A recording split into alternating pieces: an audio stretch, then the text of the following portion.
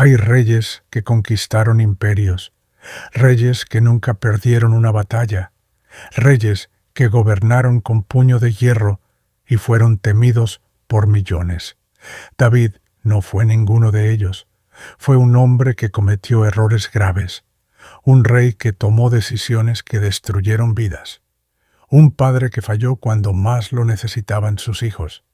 Y aún así, 3000 años después, su nombre sigue siendo sinónimo de liderazgo, fe y resiliencia incluso en culturas que ni siquiera comparten su religión.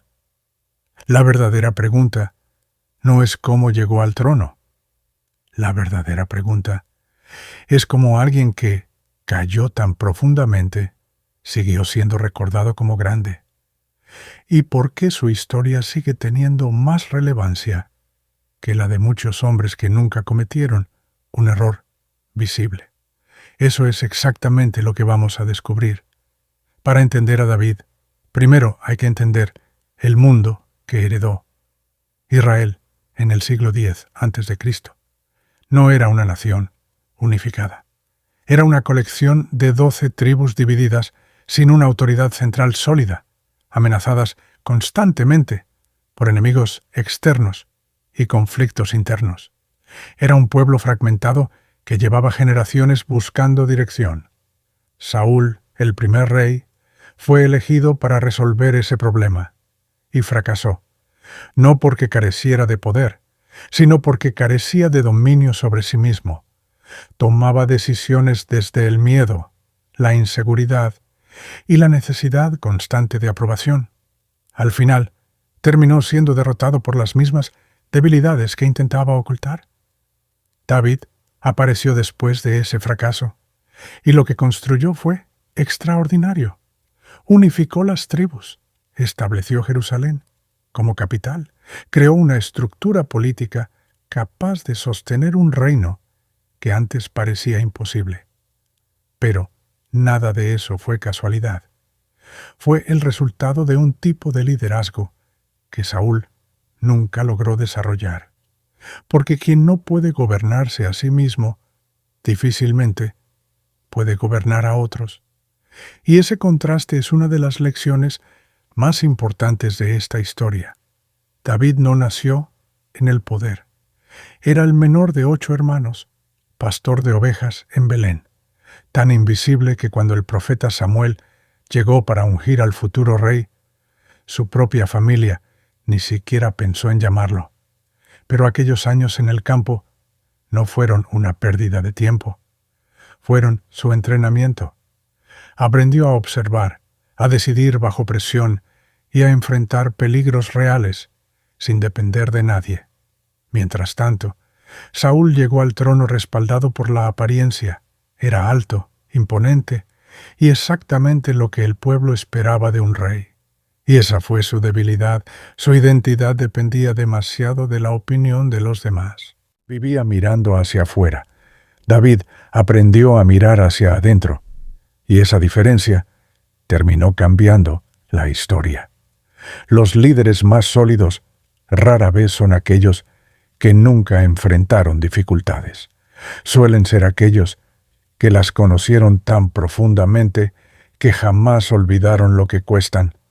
Aquí es donde David deja de parecer una figura legendaria y se convierte en algo mucho más útil, un ser humano, porque en el punto más alto de su poder cometió uno de los errores más graves de toda su vida.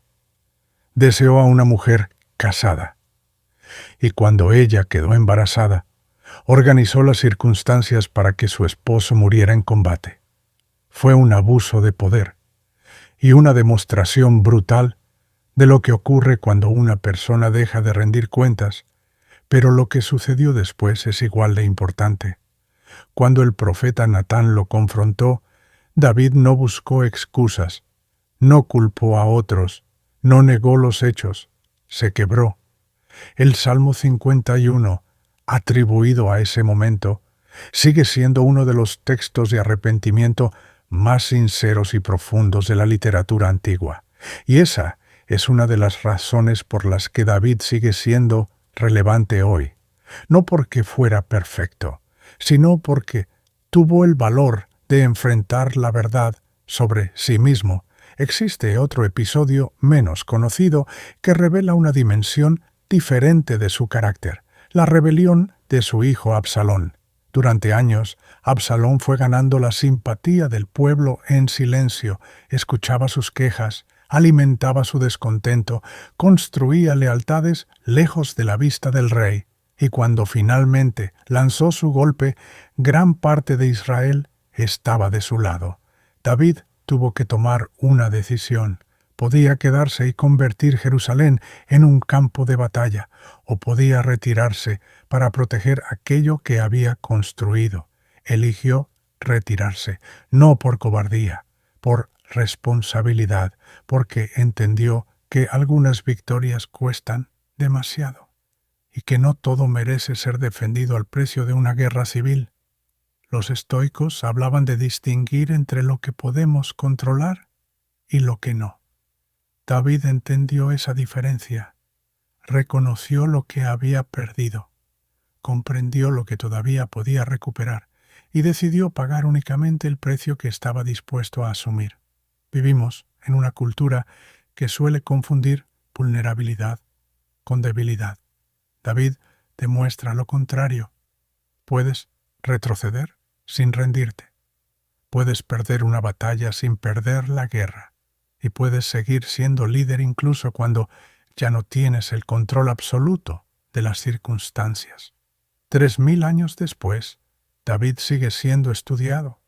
Curiosamente, no por sus triunfos, sino por sus caídas, porque las personas no conectan con la perfección, conectan con la redención, con la posibilidad de levantarse después del fracaso. Y tal vez esa sea la razón por la que su historia sigue viva.